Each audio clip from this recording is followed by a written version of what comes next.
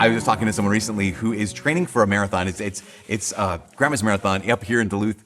Grandma's is a restaurant. It's also a marathon where people run from Two Harbors, Minnesota, about 26.2 miles, roughly exactly 26.2 miles to Duluth, Minnesota. And they were already starting to train for Grandma's Marathon.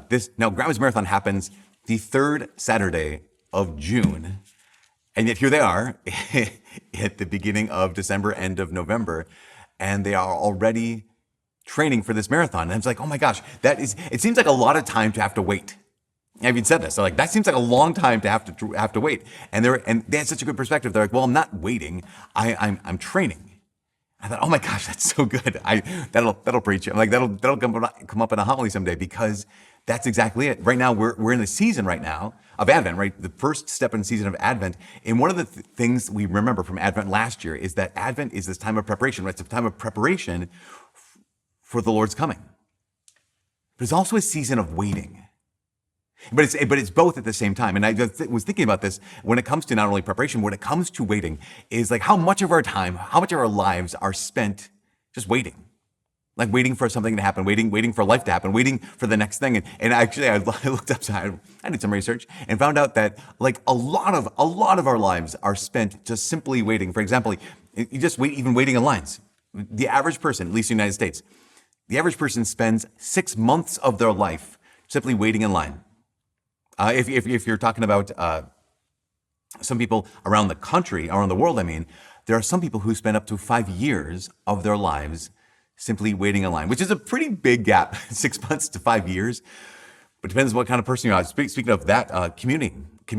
There are some people who will spend only say a couple months waiting for buses or trains, but there are some who will spend 3.7 years of their lives, not on the bus, not on the train, but 3.7 years of their lives actually in the action of commuting, just getting from home to the office or office to the home, waiting to see a doctor.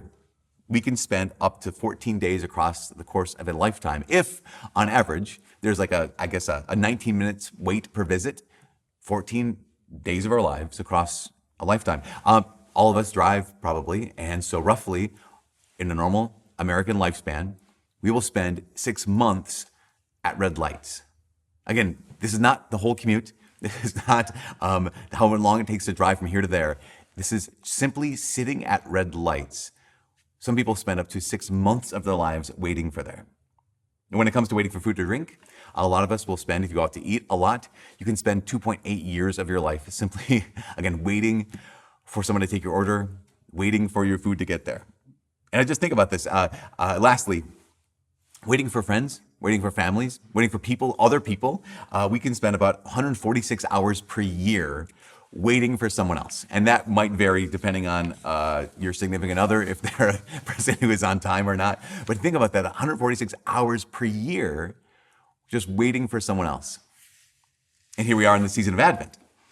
And we ask the question, that's waiting for other people, waiting in line, waiting at stoplights. What are we waiting for? Like, again, the season of Advent is the season of preparation, but it's a season of waiting. And what are you waiting for?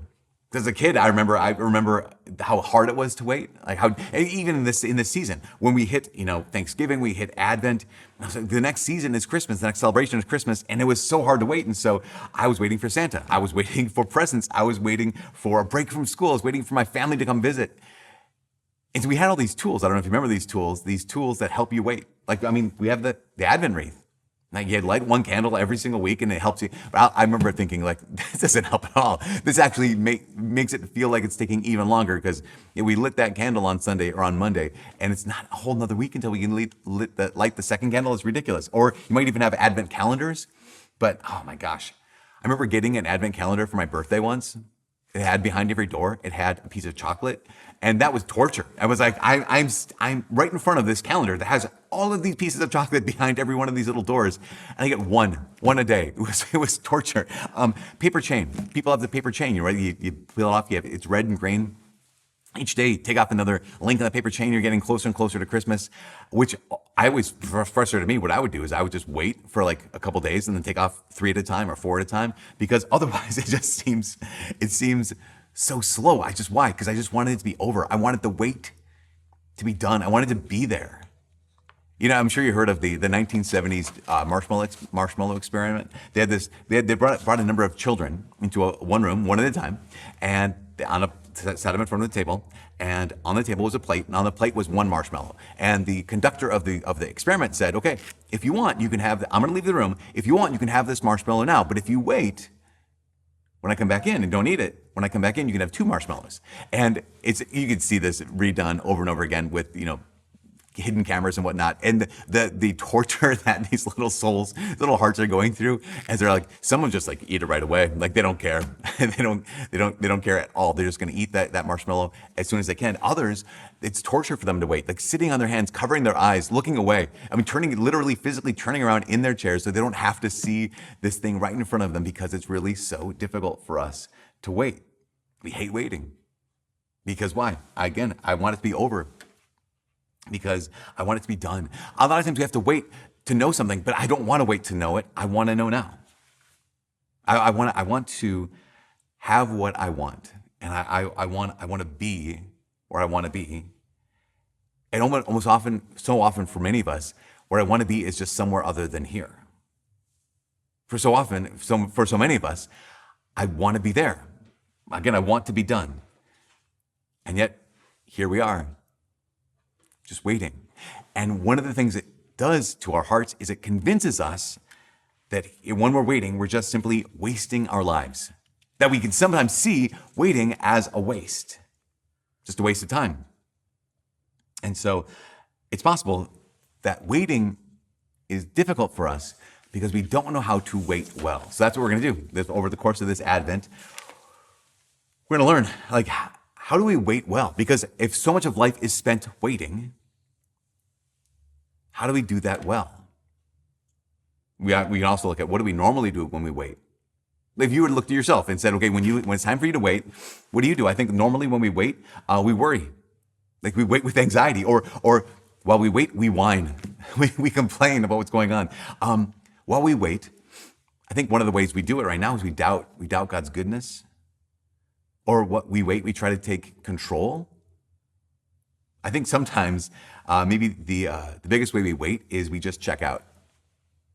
The biggest way we wait is we want to sleep through it. I mean, think about this: sitting in line, or we're standing in line. What do? Pick up our phones, and we choose in that moment to be somewhere else. That's exactly what it is we're doing. I'm sitting here, I'm waiting. I'm standing here, I'm waiting to pick up my phone, and I'm choosing to be somewhere other than here. And I think the problem is this: with all those different ways that we do this, we don't wait well because we think waiting is passive. But waiting is not passive. We think waiting is something we simply endure. So we numb ourselves, we distract ourselves, and we say, like, okay, well, wake me up when we get there. Which, no, don't get me wrong. There's something highly satisfying about getting on a bus or getting on a plane, and as it takes off or drives away, you fall asleep and you wake up at your destination. That is really, really nice. Sometimes we need to rest. The problem is when we find ourselves sleepwalking through entire seasons. Because we thought that waiting was simply passive. We thought that waiting was a waste.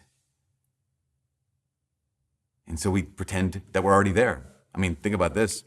As of Thanksgiving, it's time to sing Christmas carols. As of Thanksgiving, it's time to have parties. As of Thanksgiving, it's time to give presents. As of Thanksgiving, we act as if we're already there, but we're not.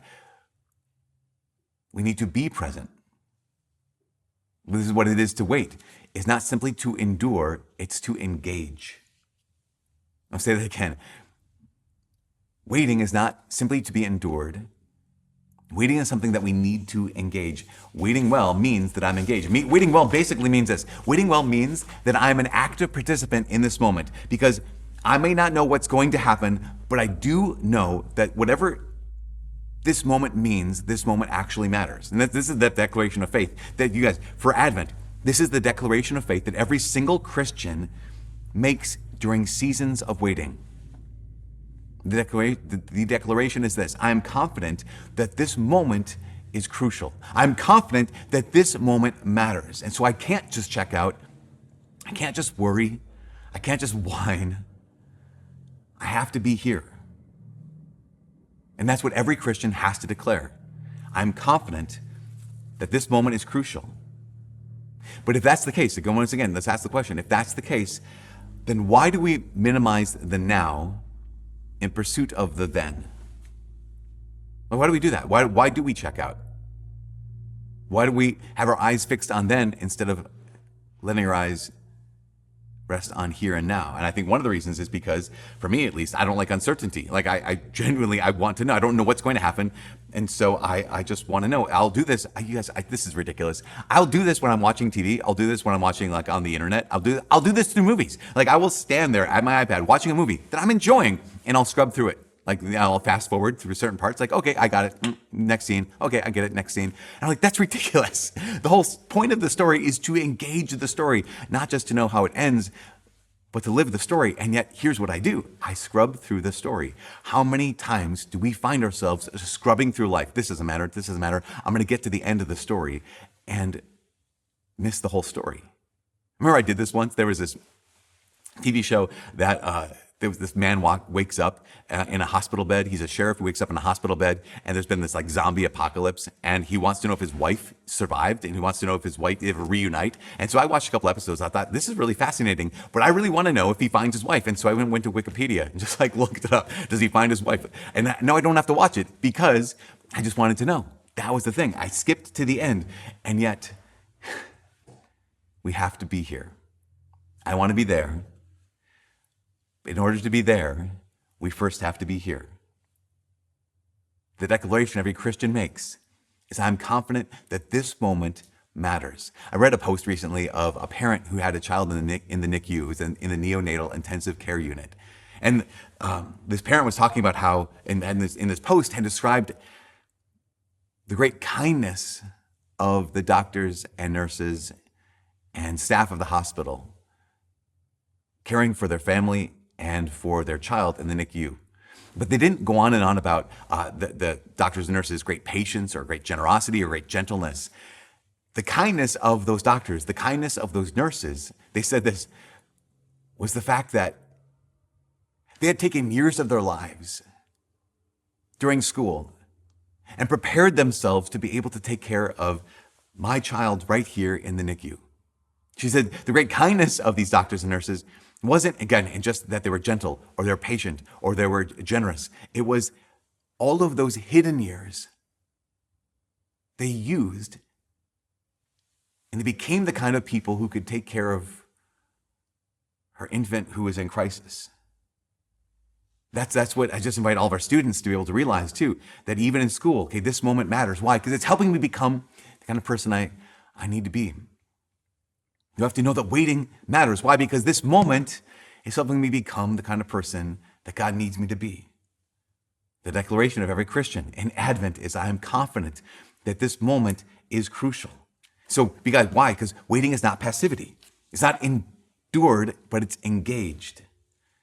And we know this, waiting well is the way. Another way to say it is, the process is actually the point. The process is the path. Even when I just want to be there, and this is the last thing. Even when I just want to be there. I mentioned Grandma's Marathon. People training already for Grandma's Marathon. Imagine this. Imagine race day comes along. It's the third Saturday in June.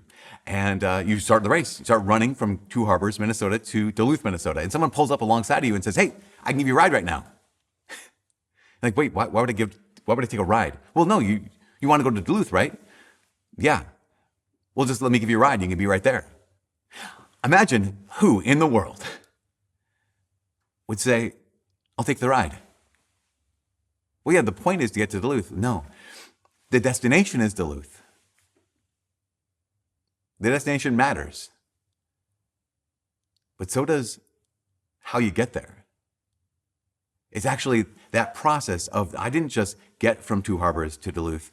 I ran each step from Two Harbors to Duluth. Yes, it does matter that one gets there, but it also matters a whole heck of a lot how we get there. That's why this Advent, to begin to take this first step, is not to race to Christmas. And just like life, it's not just to race to the end, because it does matter where we're going. Christmas matters. The end matters.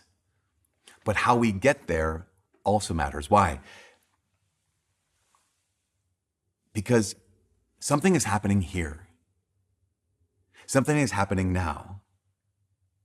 This moment matters because this moment, right now, is necessary to get to the next moment.